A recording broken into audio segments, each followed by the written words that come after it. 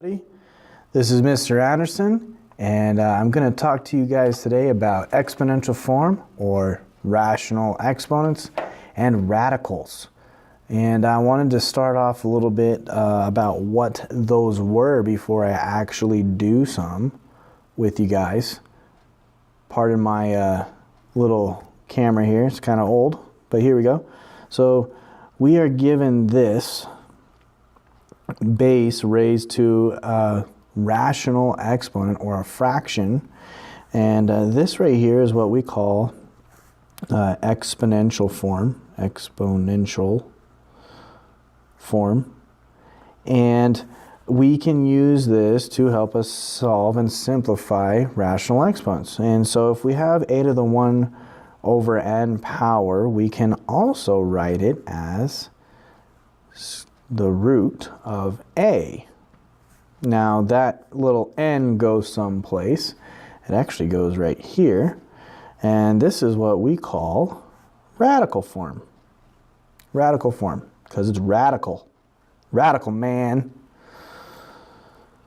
And so there's another form that we can also look at, and that is when you have something raised a to the m over n power. So let's say you have a number bigger than 1. That's right there. That's what the m is for. We can also have this. And we get the root, the nth root of a raised to the m power. Okay? So again, this right here is your exponential form, and this right here is your radical form. And these have some pretty useful applications. One of them being if you are working in a hospital. Hospitals use some kind of formula to find your metabolic rate to keep you, to figure out how much calories they need to give your body to keep you alive. So it kind of serves a useful purpose. This part of the formula has a radical form in it to some kind of like 3rd or 4th degree, if I can't remember correctly, but that's what it is. So I want to give you guys some examples, how we simplify some of these if we get right to it. So I'm going to put up some examples right here. I'm going to start off with an example in radical form and kind of walk you through how you would do that. So let's say we have a radical 144d to the 4th power, and so that would be the square root of 144d to the 4th power. Well, one way to do that is to understand that this radical, or root, is affecting everything underneath it. So you have to take it out and put it in exponential form. So you'd have 144d to the 4th raised to the 1/2 power. And if we know a little bit about exponents, we know that that 1/2 has to go to each piece inside that parenthesis set. And so you would get 144 raised to the 1/2 power. And you would also get d to the 4/2 power.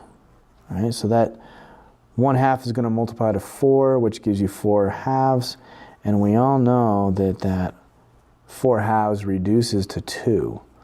But we'll get to that in a moment. This 144, though, raised to the 1/2 power, is asking yourself what number times itself twice is equal to 144, so it's kind of like taking the square root, and that number is 12.